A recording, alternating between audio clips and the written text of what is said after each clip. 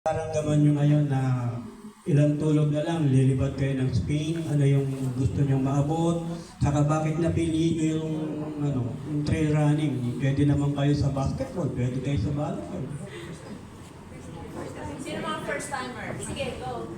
Go, Joy. Yeah. Okay, ikaw muna, Joy. Go. Yeah. Hello. Good morning po. First time ko po yung magpunta po sa international trail doon po sa ibang bansa. Excited po ako na pumunta doon kasi po sa 4 months po namin na training, alam po namin na handa na po kami lumaban doon. Tapos po, masaya po ako na naka-join ako sa trail kasi marami po akong natutunan, natulad po ng mga nutritions na ginagamit namin. Tinuturoan po kami paano mag-take ng mga yung mga electrolytes per kilometer po. At yun lang po. May chance para mag-podium. Yes po. Okay. Next. Ayan ang yes. So, good morning po. I'm Charlotte. Since this is my first time po internationally na mag-compete, of course, meron po akong kaba, but I know na kaya ko po. And I will really do my best para po maka-podium and makabigay ng inspiration, lalo na sa aming mga youth under 23, that we should start our kids as young as possible na mag-explore po, lalo na sa bundok po. Trail is so amazing and iba po talaga yung trail running compared to other sports. Kaya po dito po kami, kaya we love trail running po. That's it. Thank you. Next. Sige, go. Good morning po. I'm Gilbert Nagin. Jobert. Okay. And my first time in international, so I'm too nervous because it's my first time. So, but I'm confident that I will do my best to show and to raise the flag of the Philippines. I will do my best, and I always believe that no impossible to believe in that, but you try your best to impress the people who loves you and the country, my country. And I'm ready to show to the world what can I be.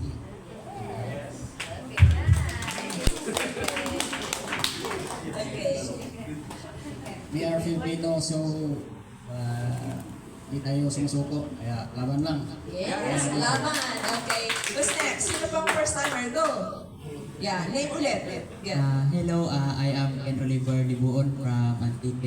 I am first time din international na maglaro sa World Championship, and masaya po ako and excited kung saan may represent namin ang Pilipinas sa world stage, no, and I'm happy na nakabilang ako dito sa team na to. Dahil ang trail running po hindi lang siya pang competition, kundi ang trail running is na parang nahihil niya yung yung sarili mo dahil pag halimbawa matakbo ka pa summit, no, kahit na nahirapan ka, pag abot mo dun sa taas, naabot mo yung summit, parang nawala yung pagod mo dahil sa view na nakikita mo. Dahil ang trail running is maganda siya, hindi lang sa pang sport, kundi rin sa sarili mo. Thank you po. Okay, thank you. Mamaya yung... meron pang first timer. Go. Hello po. Kagaya rin po na first time. Siyempre kinakabahan, pero saan ba yung training yung pag wala kang may pakita na kaya mo? Yan po. Yan lang po.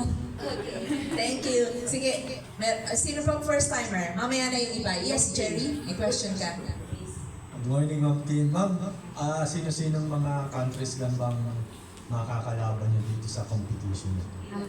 75 countries. As far as I know, hindi ko lang sure kung may nadagdag ang kasali. Of course, ang ang pinakamalakas yan is of course USA and France, Italy, Germany, and of course medyo home court advantage Spain. Nandun yung natin, parang goat si Kylian, no? But USA I think will be the USA I think prepared really for this kasi karamihan ng may mga professional trail runners sila, those who've been winning yung mga global competitions, no? Yung mga commercial events, who decided to forego yung UTMB to really prepare for the World Championship. So, or they race yung mga shorter distance. So, Jim Walsley, Katie Shine, so ito yung mga superstar na na-expect namin na makita, represent the US. Sa Asian countries, meron din po ba? Asian countries, of course, Philippines. Siyempre. Ang malakas sa Asia, of course, China, Japan, Nepal, Australia, Asia Pacific pala. So Asian, China, Japan, Nepal yung malakas yung contingent. Korea also will be release yung nila. But I think yung full team talaga na pupunta is Japan and Nepal and China. So far, anong weather ba sa Spain yun? Summer ba? Summer. Oo. Pero yung summer nila, natin, I think it's as good as yung pinakamalamig. Kung ibabasa sa experience, ang difference kasi pag yun sa bundok, minsan pag nasa baba, okay lang, manageable, para ka lang nasa Baguio or parang December na cold weather. Pero habang papaakyat, it goes to as far as negative temperature. So yun yung challenge.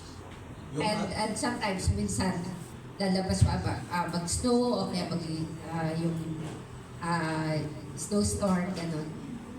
Bali, first time yung magpo-compete sa Europe. I mean, yung World Championship, no? Second na po. Second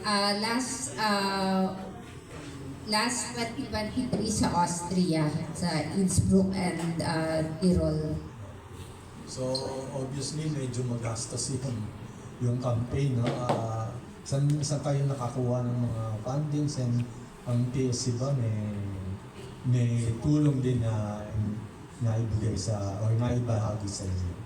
Of course, very supportive naman po ang PSC. May support si Chairman Pato, and other than that, of course, yung most of it privately supported. We have approached several companies and also family and friends and the community itself. So, and also may mga supporters din kami just to augment the cost. For example, Philippine Airlines supported, although wala kasi silang flight pa Europe, sana kung meron, pero but they have allowed us to fly in and fly out athletes from across the Philippines for training and competition. So that's been helpful. So nabawasan yung kailangan gastusan. We also have Big's Nutrition. So Big's Nutrition owned by an elite trail runner then from Germany. In fact, kalaban namin. So, malakas na athlete, but they've been supportive of the Philippine team. So, sila yung nag-provide ng race nutrition and gel. Kasi that in itself, siguro in one competition na sa mga 60,000 na yun in just one race, just to be able to provide for the whole team, no, para proper yung nutrition nila. And of course, no, we also have, of course, I think medyo obvious sa suot namin, yung mga sapatos, official footwear of the team is Adidas. So they really launch a good models, no, Speed and Speed Ultra, and of course Miles 27. And sa physical therapy na, I think yung strategy din namin is really to minimize yung mga humanap ng mga ex-deal makakasupport. So for example, for physical therapy, we have Energy Athletics. So atleta din yung may-ari nito, si Coach Ninoy Marayag. Kilala din siguro ng iba ninyo. Kasama ko sa Masters. And so Energy Athletics with Miss Camille Asinto, yung physical therapist. So ayun. So first time din namin na mag-fly na ito yung mga nakita namin na mga kailangang i-improve pag competition. Kailangan may kasama ka din talaga na PT during the competition itself. Kasi kung doon kami maghanap sa Europa, baka lalong hindi kumasya yung budget. So yun. So yung mga ganong suporta, of course, other than that, we have mga private companies, CDO, of course, Risha, and John Hay Management. So John Hay has been training ground for the team. So supportive din si President nila, si Sir Manjit. And of course, Victory Liner with partnership with Cordillera Conservation and Trust. So yung mga travel to and from Baguio, it helped augment. And for fundraising also, yung mga local and regional brands like Hugi Athletics, Trigo Pacaras, and T8. So ito yung mga nakakatulong, not just for apparel, but also for us to have merchandise na ibebenta. And the community has been supportive. They really rally behind the athletes. I think yun. That's what we love Denso Sports. Really, it used to be a very niche sports, pero and then ngayon talagang lumalaki na 10 times, kumbaga 10 folds compared to like when it was starting 10 years ago, nung mga bata pa kami ni Lyra.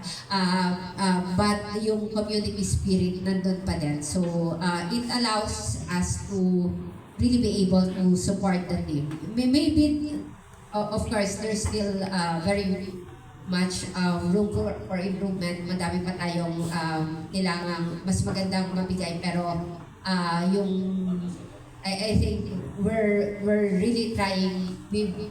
We're really trying our best to be able to provide and so that they can be at par with the athletes that they're competing with.